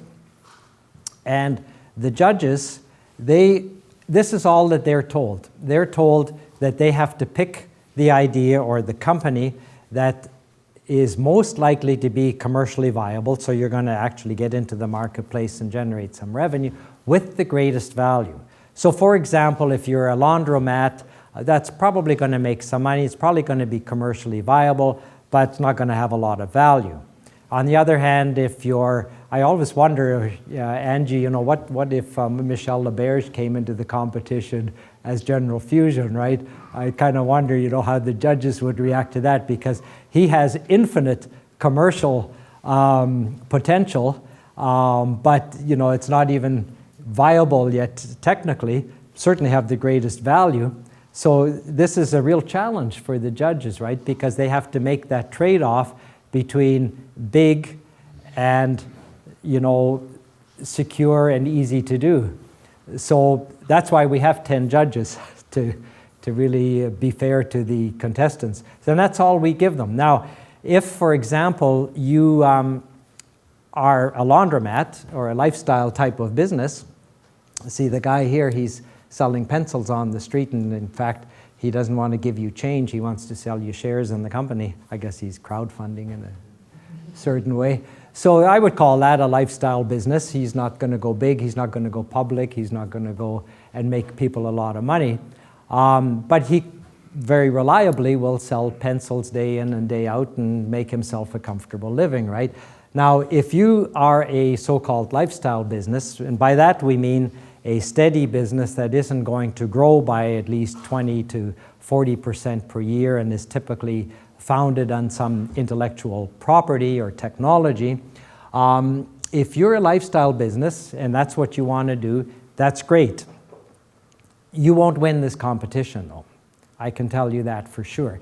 You'll be commercially viable, but you probably won't make gazillions of dollars for yourself or your investor. You may have a very comfortable living. I know many entrepreneurs that are doing things like consulting or design work. They may be making a few $1 million a year as a business, as a company, but they're not really investable and they're not really growth companies. So we would eliminate those, and the judges would, of course, not look at those kinds of businesses. But the message I want to give to you is if you want to be a lifestyle company, that's wonderful because you probably won't have a lot of investors nagging you. You'll probably not be as stressed out as the ones that want to go big and be world beaters. But be honest with yourself. And if you're talking to angel investors especially, this is where the I integrity comes in. So don't tell them what you think they want to hear. Tell them your story. Now this is true whether you're a lifestyle or the $100 million or the $50 million company. If you think that they want to hear 100 million and your target is 50, tell them what you believe. Tell them what your goals and objectives are. And then if they like that, they'll invest. But don't do it the other way around where you ask them what they're looking for and then you say, oh yeah, that's us, right? Because that would be a lie. So do it the other way around, and I think that integrity will get someone interested in you. Assuming, of course, you're not lifestyle, but even lifestyle, you'll get angel investors investing in those businesses because they just want to help you. Or, and here's a very viable exception to that, is, for example, a social venture. And we're seeing quite a few of those here in Vancouver. In fact, just this morning I was at a meeting where we were discussing some specific social ventures in Vancouver. And this is where, you know, it's not necessarily about the money, but where you're doing something that's maybe good for the environment or good for the community or gives some people work and employment. And the objective there is not to make millions of dollars for your investors. Now, you will not ever get a venture capitalist to invest in a company like that. They might donate money because they want to do some community service, but angel investors might. They might invest, and then in that case, they wouldn't be expecting, you know, 5 times their money. They may not even be expecting 1 times their money. So the important message to take away is to know what you want to accomplish, tell that story, and then eventually you'll find someone that believes in you and your story and will support you. So getting back to the high growth and new ventures type of business ventures, it all comes down to profit and loss. And the value ultimately, you know, we talked about discounted cash flows and how that really doesn't apply when you're a startup, but in a way ultimately it does apply because someone somewhere is only going to buy you if you're making money or if you have the promise of making a lot of money and profit. And that's certainly important, and you want to convey those numbers in your projections and in your plan. But the other thing, and probably what angel investors look for equally, is the other P&L, and that's your passion about the business and your ability to lead that business to success. And a good example of that is, again, my favorite, General Fusion. When Michel Laberge came and presented to our angel network, you know, he had no profit and loss numbers. In fact, how do you do that on Fusion anyway? Totally impossible. No plan, right? He got his capital entirely based on the passion that he conveyed to the audience and the belief that the audience had that he could lead the charge to building this company. And now, 12 years later, he has essentially done that, or is doing it. He's not there yet. He's still got maybe another 5 or 10 years to go yet. But that's why he got the support, the passion and leadership. Now, in this competition, round 1, this is easy. Everyone can pass this test. You basically, you know, I call this the back of the envelope approach. You write out your idea, but we prefer not to get them on envelopes or napkins. Submit your idea and your $200, and you're in. You're in the competition. As long as we get that by April the 14th at 5 p.m. Correct me if I'm wrong on any of these. Midnight. Pardon? Midnight on April 14th. The website says 5 p.m. Does it? We should correct Doesn't it? that. It shouldn't. Isn't it? Okay. I'll anyway, double check. check it. Huh? Does it say midnight? Okay, sorry about that. Maybe last year it was 5 for you. Okay, so that's all you have to do, and that's less than a week away. So let us know what the big idea is. And there on this website, there's some really, the competition rules. It gives you a lot of guidance on what to include in this write-up. But that gets you into the game, and hopefully you will all do that. Then it starts to get a little bit more serious a few weeks out, i.e. the end of April. And again, I've said 5 p.m., but they may be wrong. Is that right this time? Oh, it is, okay. So this is what we call the feasibility test. And this is maybe 5 or 6 pages where you go into a little bit more detail. And again, this website here will tell you what is expected. And the better you can articulate that, the better your chances are of qualifying for the next 25. So right today, Angie tells me we've got 60 companies in the competition so far. We'll probably get another 20 or 30 because they all wait till kind of the last minute usually. Last year we had over 100, didn't we? Yeah. We'll probably get another 60 actually, so we're around 120 Do you think we might usually. get that? Hopefully, hopefully. Fingers So, crossed. it'll get close to 100 probably. And so 24 will be picked based on these submissions that go to the judges. And so what I want to talk about a little bit is, what you can say to the judges to qualify for one of those 25 positions. And when you're in that 25, then you get mentors and a lot of help and so on. And of course, if you don't get in the 25, you should still carry on and participate because you'll make those valuable angel connections and meet other interesting people. And then round number 3, this is sort of the final pass. This is where we give you 3 months. So you've got hell of a way to spend the summer if you ask me, but anyway, you're an entrepreneur, so you don't care, you don't see the sunshine, and you shouldn't be skiing or boating anyway.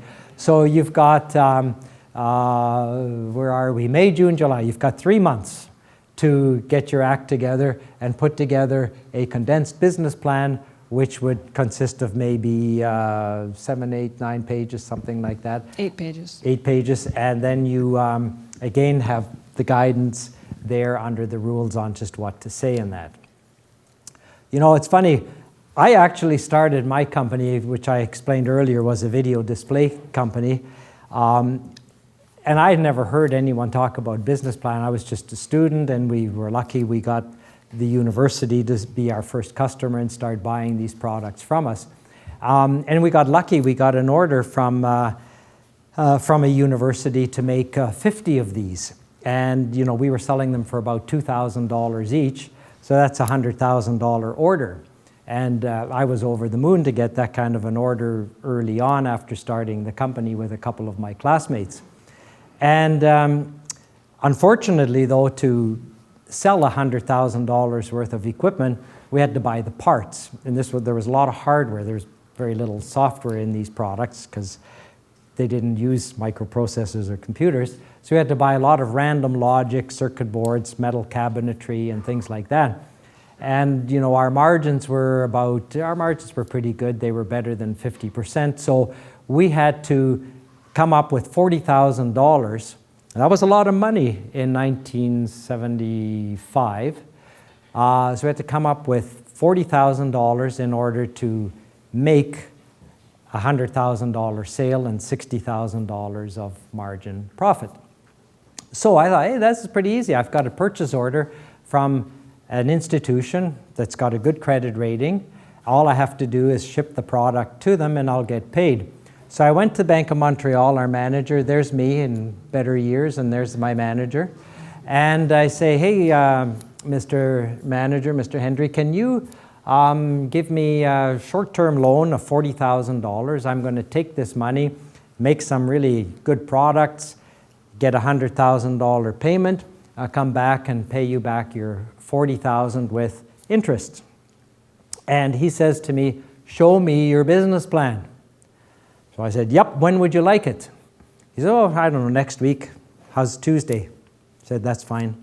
So I went back to my 3 partners and I said, guys, he wants a business plan. What the hell is a business plan? And they said, I don't know, we better figure it out pretty quickly. See, another thing with an entrepreneur. You don't want to show the bank manager that you don't know what a business plan is, right? So, of course, it turns out that his idea of a business plan was different from our idea of a business plan. He was only interested in the numbers, just the cash flow. He didn't care about marketing and customers and where we were selling and how we were selling. He was only interested in knowing the dollars, what's the cash flow look like. And of course, when we ran the numbers, and it wasn't easy in those days because there were no spreadsheets then, we gave him these numbers and he looked at the balance sheet and he says, well, I can't loan you any money because what if you don't deliver the products to the customer and you don't get paid? Then I'm out 40 and there's no collateral, there's no buildings, there's no equipment, there's no homes, there's nothing. And he said, sorry, come back another day. And we didn't get the funding. Now, what's interesting is we went to the Business Development Bank, which back then went under a different name. And I have a lot of respect for the Business Development Bank because back in those days, they were even then there to support entrepreneurs. And if you don't know much about the BDC, I would encourage you to really become familiar because they're a really good organization to deal with. And so the BDC, which is government organization, they said to me, show me the business plan. I showed them the plan, and instead of looking at the collateral that I might provide, they looked at the opportunity. They said, what does the cash flow in the future look like, and does it make sense? So they had a completely different perspective. They were more almost like an angel investor, looking at how much this could make, not how much security there was against a loan. So they said, done deal, we'll give you the $40,000. But the way we'll do it, this is how they did it back then, which they don't do now. They said, go to your bank, go back to Sam and tell them that you want the $40,000 and we, the government, basically, will guarantee the loan. We'll give the bank the collateral. And in return for that, we'll charge you 3 percentage points above what the bank charges. So I went back to the bank manager, showed him this. He said, yep, this is great. Now we can loan you the money. Then he took another look at the business plan, and then he said, tell you what, instead of giving them 3%, why don't I do it for you and charge you my normal rates plus 2%? Done deal. And then he said, of course, but we want you to pledge your firstborn as collateral. I said, okay, you've got him. So I already told you my RIM story, so I won't talk any more about that. But the thing that I didn't tell you about the RIM story is, back then, Mike Lazaridis, who founded RIM and, of course, created the BlackBerry, they didn't have any BlackBerries or even pagers back when I first took a look at them. But what got me interested in the company was the confidence that the entrepreneurs had in their abilities. And that really came across very strong. And I just came away with this feeling that I don't know what they're doing and I don't know what they're going to do, but they're probably going to be successful just because of their attitude and their presence. And that cannot be underestimated. My favorite word today, in addition to confidence, is compelling. So if you've got a confident entrepreneur with a compelling business case, that's a winner.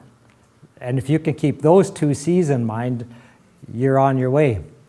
So getting back to these questions that you might want to answer, I'm just going to go through these kind of quickly because they're all covered on the website, but I want to point out just a few examples anecdotally as we go through it. So in this round 2, the first screen, which is due at the end of this month, these are some of the things you're going to have to talk about.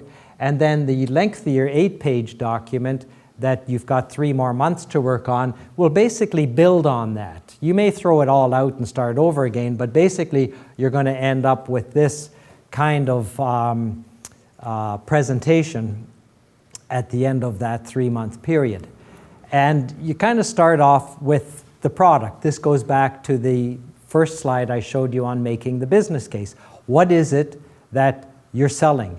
The product or the service. You can talk about the technology and what makes it great, but that's always difficult for investors to understand, especially if it's a very esoteric technology. So it's better to focus on the problem that it solves, how is it going to make money, and how you're going to generate revenue. It may just be licensing, as is the case with software, or it may be a physical transaction of some kind. And here, if you can, what's really valuable, if you can show a prototype, that's wonderful.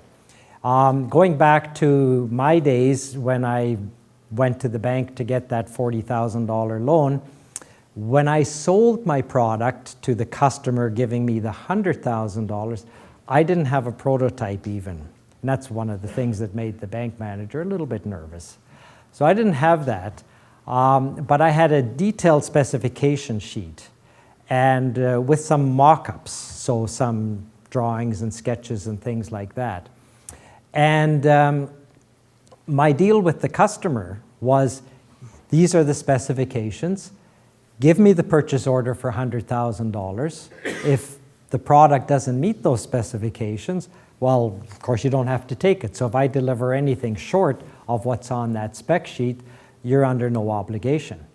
But by having that specification in quite a bit of detail, it was sufficient for me to get the buy-in from the customer. So the more you can nail down the performance parameters of your product, the easier it's going to be for you to get interest from customers and, of course, investors. IP is a bit, in my humble opinion, overrated. People make a big deal out of IP, I think far more than necessary. IP is a bit of a landmine to walk through. IP is expensive. Patents are expensive.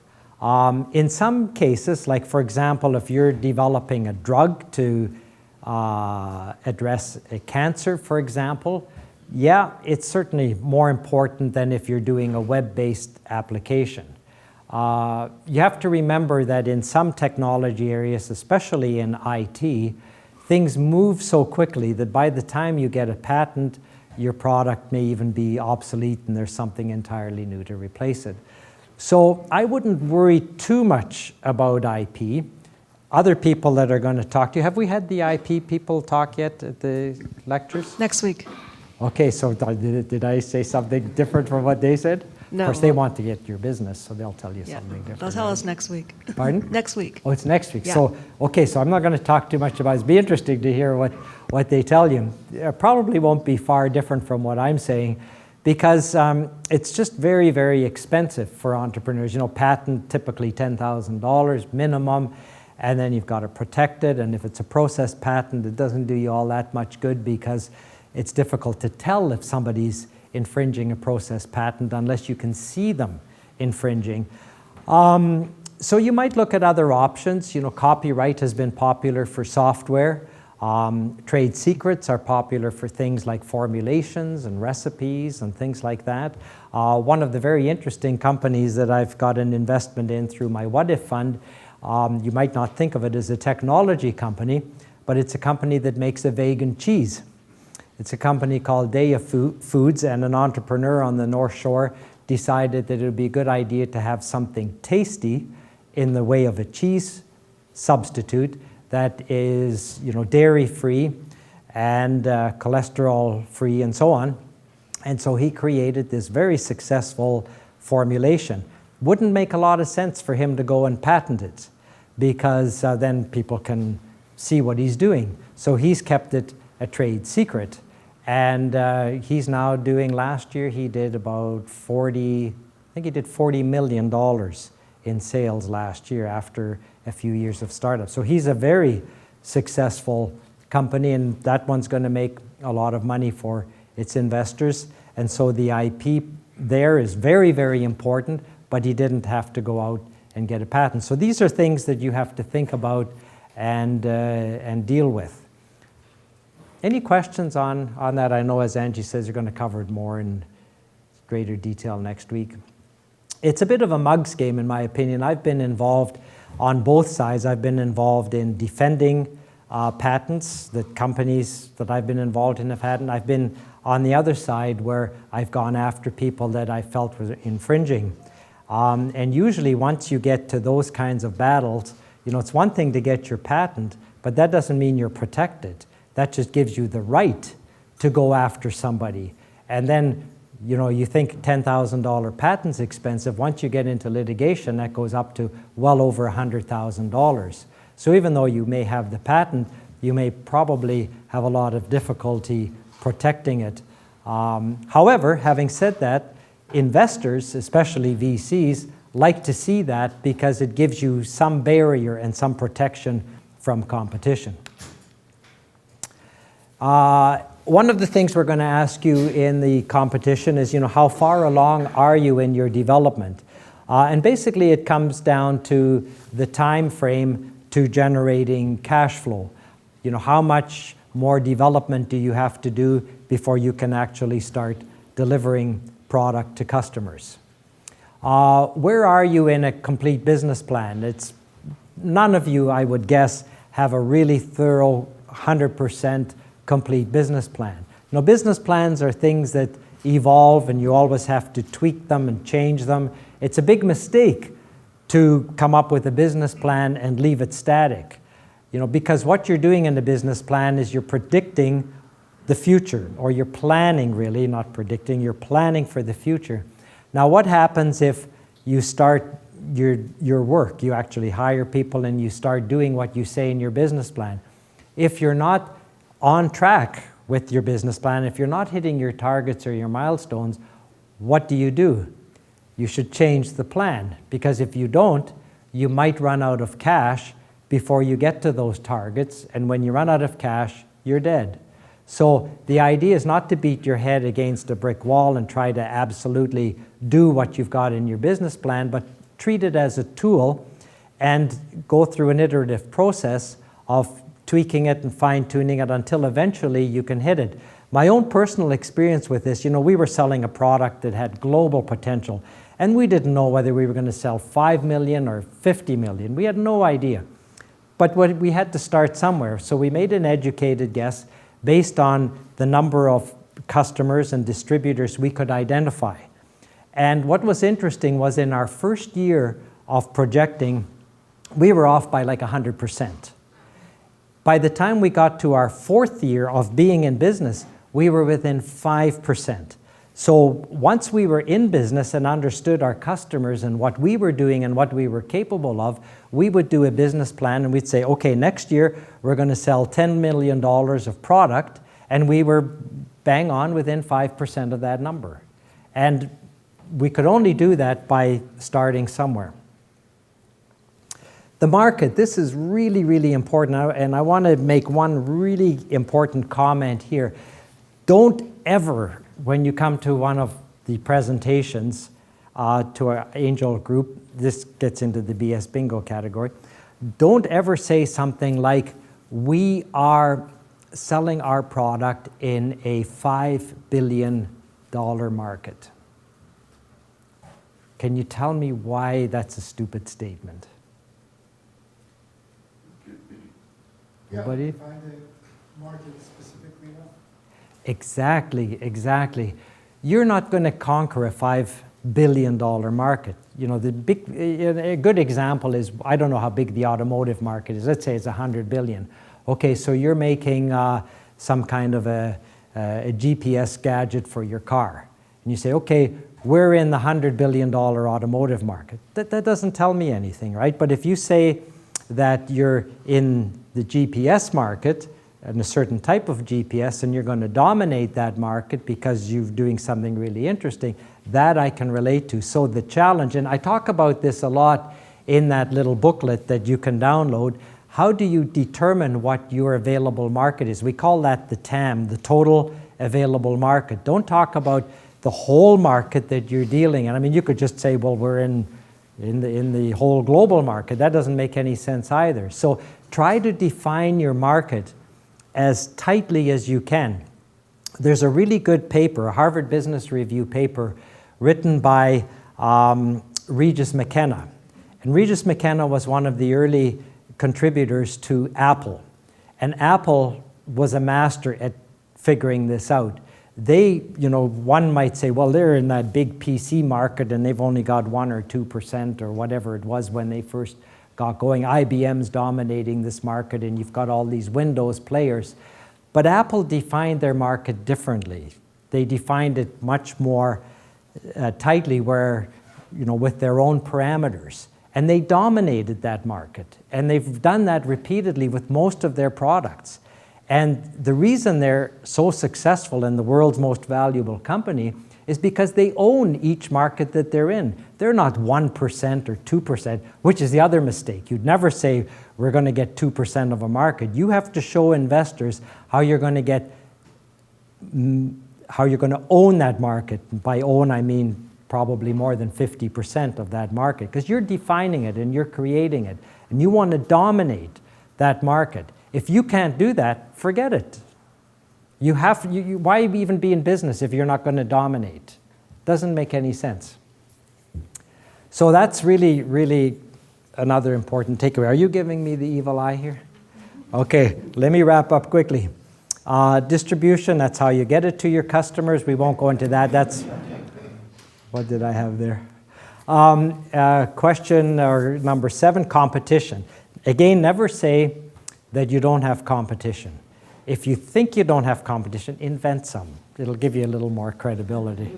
Because the reality is there is always competition. There's always some way of doing what you're proposing to do. It may be 10 times worse, but there's always some other way of doing what you're proposing to do. So recognize that, but I would really encourage you to spend countless nights and weekends Googling and searching around for something. It's amazing how many times entrepreneurs come to our angel meetings, and while they're speaking, they say, well, we're doing this new device that does such and such.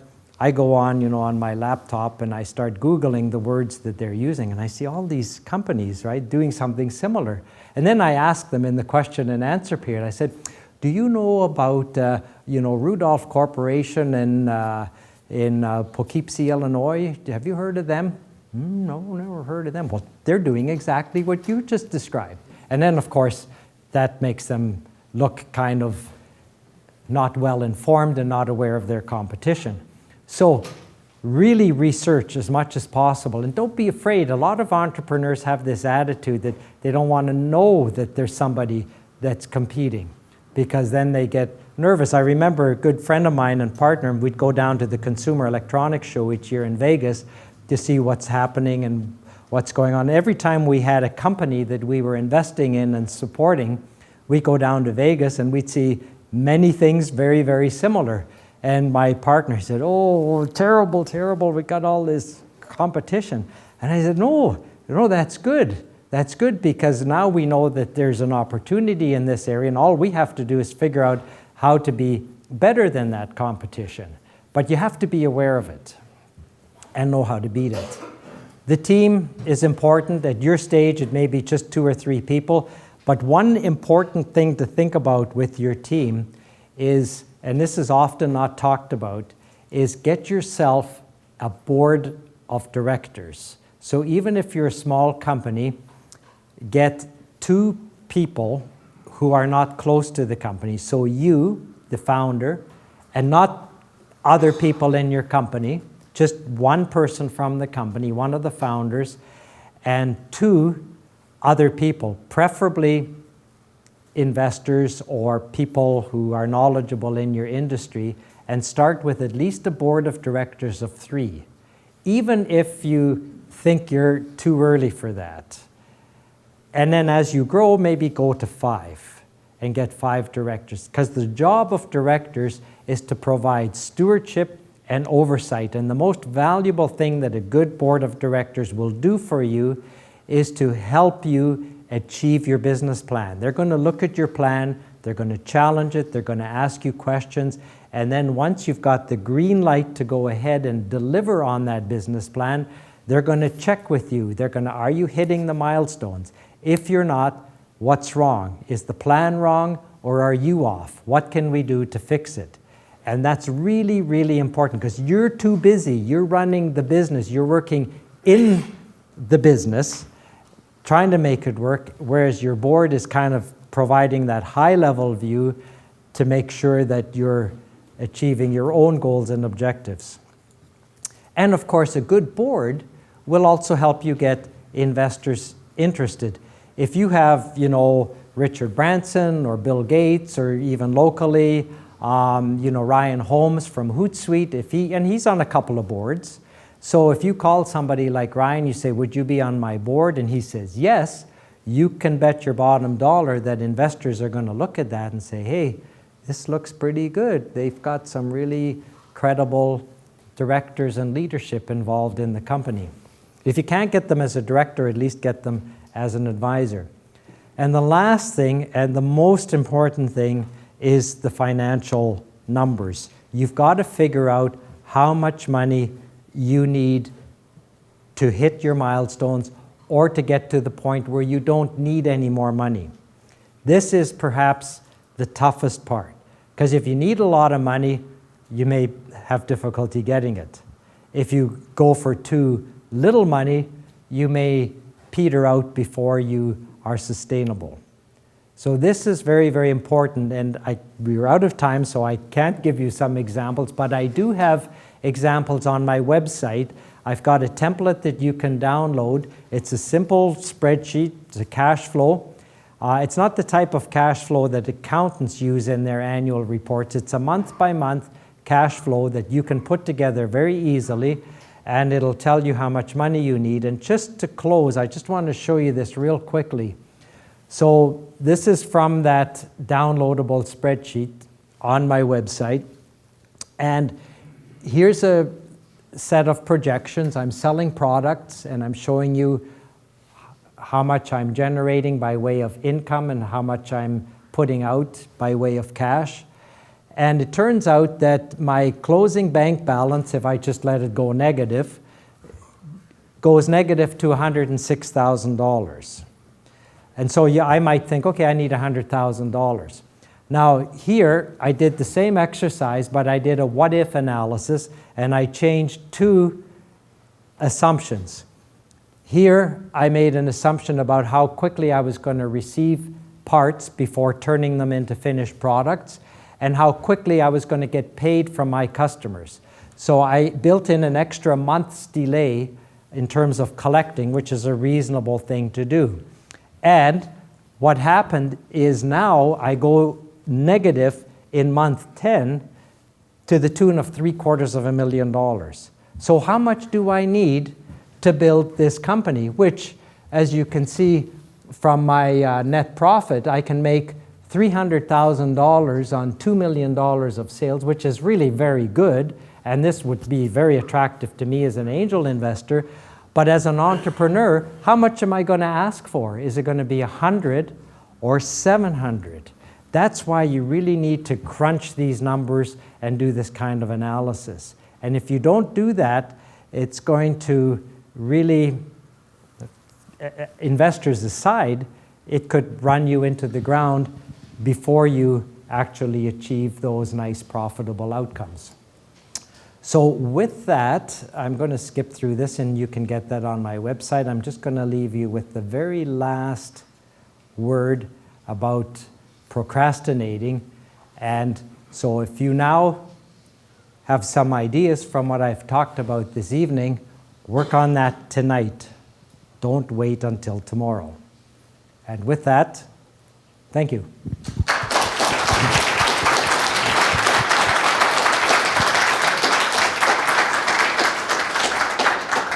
All right, thanks, Mike. I know some people had questions. Mike usually can stick around for a few minutes, so I'll just get you to ask him afterwards. We're going to sign off on the webcast. Good night. Mike Volker's website, mikevolker.com, I believe.